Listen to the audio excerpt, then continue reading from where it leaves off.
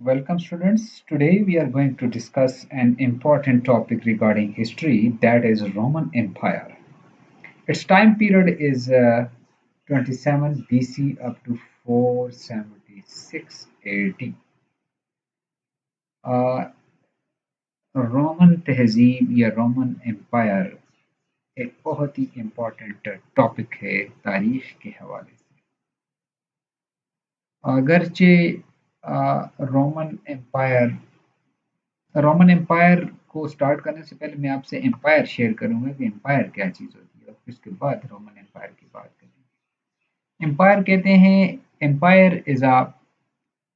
political system in which a group of people are ruled by a single individual, an emperor or empress, यानी लोगों पर एक बादशाह हुकूमत करता है। The Roman Empire begin with the reign of Emperor Augustus, जो शुरू में मैंने जिसकी तस्वीर आपको बताई थी, ये रोमन अगस्टस की तस्वीर है। तो इसने हुकूमत की। The power of the Senate was limited and became an organ to support the emperor. ठीक है जी। तो रोमन एम्पायर ग्रीक सिविलाइजेशन तो तकरीबन 4th सेंचुरी में बिल्कुल मध्यम पड़ रही थी, और एक नई तहजीब मगरब की साइड से उभर रही थी, जिसे हम रोमन एम्पायर या रोमन सल्तनत कहते हैं।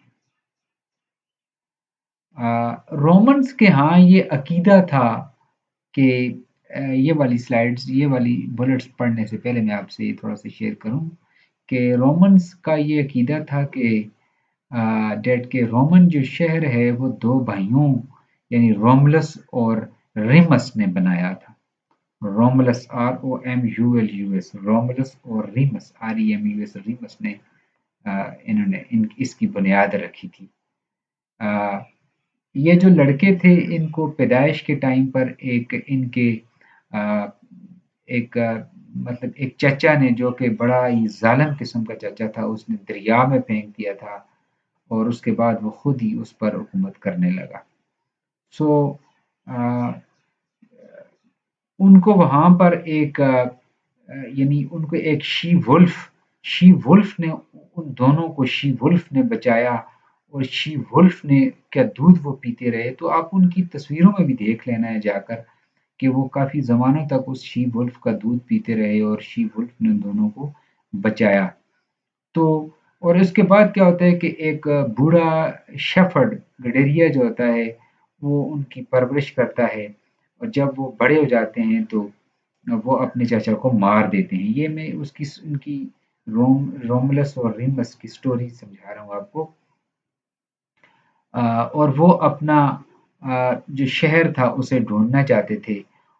रोमुलस ने उस लड़ाई के दौरान अपने भाई को मार दिया और एक शहर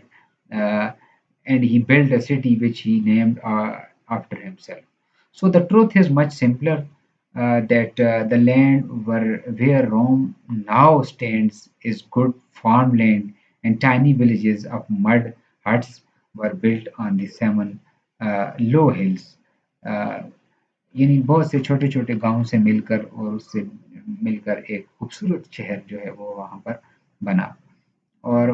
करते-करते ये खुशहाल होता गया, और स्टोन्स बिल्डिंग बनती गईं, सड़कें बनती गईं, और उसकी यानी मिट्टी के या लकड़ी के घरों की बजाय अब पक्के घर बनना शुरू हो गए, और इस तरह से टेम्पल्स और ड्रेन्स और वाटर सप्लाईज का सिस्टम वहाँ बनना शुरू हुआ, और करते-करते उस एरिया के गिर्द एक बहुत ही ज़बरदस्त शहर जो है वो बन गया। तो शुरू में जो रोम था उस पर बादशाह हुकूमत करते थे, लेकिन वक्त गुजरने के साथ साथ तकरीबन 510 तक फाइनली उनको वहां से निकाल दिया गया, लेकिन बड़े जालिम किस्म के क्रूर किस्म के बादशाह गुजरे हैं वहां पर। और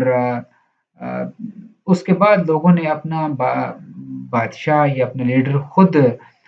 चुनना शुरू किया, बनाना शुरू किया, और चूज करना शुरू किया, और आहिस्ता आहिस्ता रोम में रिपब्लिक यानी लोगों की हुकूमत, रिपब्लिक का आगाज होना शुरू हुआ। तो ये रिपब्लिक का जो लफ्ज़ है, ये दो लफ्ज़ों यानी दो लैटिन वर्ड्स रेस और रेस RES रेस और पब्लिका से मिलकर बना है Latin words RES res and publica which means the thing which belongs to everyone यानी लोगों की हुकूमत consent of the people consent of the public now comes to the slide that Roman empire यहाँ पर मैंने लिखा हुआ है कि the ancient empire centered on the city of Rome वो जो जगह मैंने आपको बताई थी that was established in 27 BCE यानी before Christ era following the demise of the Roman Republic and continuing to the final eclipse of the empire of the West in the 5th century CE. Uh, a brief treatment of the Roman Empire follows. For full treatment, see Ancient Rome in detail, you can see on the net. Roman Empire. The Roman Empire was founded when Augustus Caesar proclaimed himself as the first emperor of Rome in 31 BC and came to an end with the fall of the Constantinople in 1453 CE Christian era. ठीक है जी अच्छा आगे इसकी location की तरफ आ जाते हैं थोड़ा सा मैंने आपको वहां पर भी बता दिया यहाँ भी देख लेते हैं the term ancient Rome refers to the city of Rome यानी रोम का शहर है which was located in central Italy यानी सेंट्रल इटली के बिल्कुल यानी मतलब वो जगह है रोम की and also to the empire it came to rule which covered the entire Mediterranean basin and much of Western Europe. ठीक होगी ये इसका जोग्राफिया है and its greatest extent in stretch from present day northern England से to southern Egypt की तरफ इसका जाता है and from the Atlantic coast to the shores of the Persian Gulf.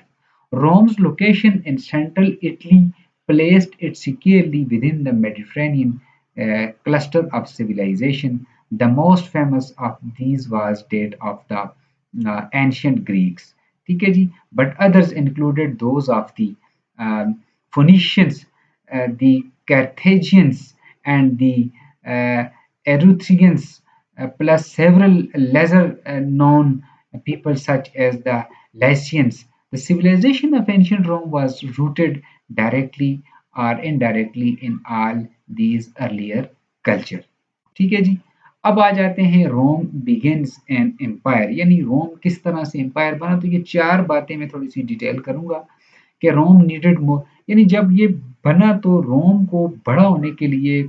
यानी फूड की ज़रूरत थी वर्कर की ज़रूरत थी अपने आप को पॉपुलेशन उसको ग्रो करने की ज़रूरत थी और द आर्मी बिगैन टू कंकर the tribes and land all around the city और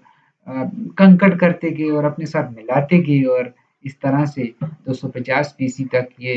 मोस्ट ऑफ द इटली इसके ऐसे में आ गया और they want more space around Mediterranean अब ये और ज़्यादा हिस्सा अपने उसमें चाहते थे और most of this land the same belong to the Greece और the Carthage city in the North Africa ये तो है इसका रोम कैसे एम्पायर बना तो ये ज़्यादा से ज़्यादा अपने आप को वसी करना चाहते थे ज़्यादा से ज़्यादा हिस्से को कंकर करना चाहते थे और ज़्यादा से ज़्यादा स्पेस लेना चाहते थे ठीक है जी अब आ जाते हैं रोमन एम्पायर यानी कि किस तरह से ज़िंदगी गुजारते थे लोग तो यहाँ आप देखें देयर वर फ्यू वार्स और रिबेलियन यानी बहुत कम जंगें थी लोग खुशहाली से ज़िंदगी गुजार रहे थे आराम की ज़िंदगी थी यानी कोई ऐसा वहाँ पर कोई बगावतें नहीं थी कोई जंगें नहीं थी फिर आगे गुड कम्युनिकेशन यानी सड़कें बनी हुई थी पेस्टर्स के अंदर और उस ज़माने का जो चैरियट सिस्टम था उस पर लोग जाते जाते थे पीपल एंड गुड्स को travel anywhere in the empire good trade यानी आने जाने से सड़कें बनने से तजारत अच्छी थी गुड सर्विसेज अच्छी सर्विसेज थी यानी मतलब शहर आबाद थे उनमें फवारे लगे हुए थे मार्केटें बाजार थी वाटर सप्लाई था पुलिस का सिस्टम था मार्केट्स थी स्कूल थे मजहब की तालीम भी दी जा रही थी ये सारा कुछ था Latin was spoken almost everywhere though people kept their own language as well यानी लोग लैटिन बोलते थे और लैटिन लातीनी तमाम जगहों पर सेलेब्रिटी एमईएस पैक्स वोब्सिकम्स यानी इस तरह की एक दूसरे से जब गुफ्तगू करते थे तो लैटिन बोलते थे और आम जुबान भी बोलते थे ठीक है आगे Roman law was applied all over the empire यानी बड़ा सख्त किस्म का कानून मतलब जो चोर था उसको सजा दी जाती बल्कि जेल में बंद कर दिया जाता इस तरह के कवानीन कंसेप्ट थे دو سم local laws were used as well, کچھ ان کے اپنے بنائے ہوئے قوانین بھی مطلب ہوتے تھے، رومن لا تو تھا ہی، اپنے قوانین بھی تھے۔ سٹیز ود گڈ بلڈنگ، اچھے شہر تھے، زبردست اس زمانے کی بلڈنگز ہوتی تھیں، باتس ہوتے تھے، غسل خانے ہوتے تھے، تھیٹر بنے ہوتے تھے اور اس طرح کے اور بھی یعنی کہ مطلب ایرینا تھے، تھیٹر بنے ہوتے تھے، یعنی امیوزمنٹ کا سامان وہاں پر موجود ہوتا تھا رومن لوگوں کو، ٹھیک ہے۔ سو یہ ہے، اور اس کے علاوہ بھی رومن امپائر کے بارے میں آپ اور بھی انفارمیشن، دو چار باتیں میں اس کے علاوہ بھی آپ کے ساتھ شیئر کر سکتا ہوں کہ یعنی روم جب بنا اس کے بعد تو اس نے نارتھ ورڈ اور ایسٹ ورڈ کی طرف یعنی اپنا سفر فتوحات کا شروع کیا، اور تقریباً فرسٹ سینچری اے ڈی تک انہوں نے تقریباً فرانس پر قبضہ کر لیا تھا، اور برٹین پر اور جرمنی اور بہت سے دوسرے ایریاز پر قبضہ کر لیا تھا۔ تو یہ اور کسی دوسرے لیکچر میں اس کی باقی چیزوں کو ہم کور کریں گے۔